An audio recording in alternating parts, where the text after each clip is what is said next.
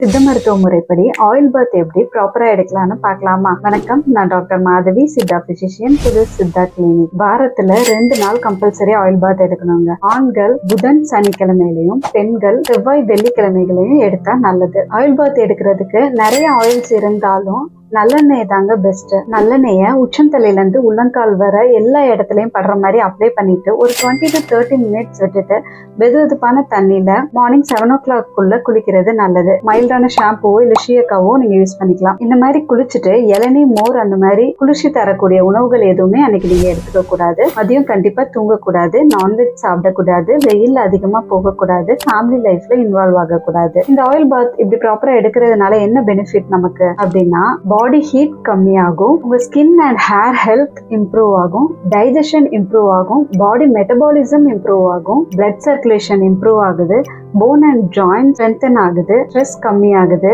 உங்களோட ஆயுட்காலம் அதிகமாகுது. வீக்லி 2 days ஆயில் பாத் எடுக்க முடியாட்டியும் at least 1 day oil bath compulsory எடுங்க. சைனஸ் ப்ராப்ளம், ஆஸ்மா ப்ராப்ளம் உள்ளவங்க சித்தா டாக்டரை கன்சல்ட் பண்ணிட்டு ஆயில் பாத் எடுங்க. இந்த வீடியோ யூஸ்ஃபுல்லா இருந்துச்சுன்னா உங்க ஃப்ரெண்ட்ஸ் அண்ட் ஃபேமிலி மெம்பர்ஸ்க்கு ஷேர் பண்ணுங்க. இந்த மாதிரி சித்தா ரிலேட்டட் கண்டென்ட்டுக்கு நம்ம பேஜை மறக்காம ஃபாலோ பண்ணிக்கோங்க. தேங்க்யூ.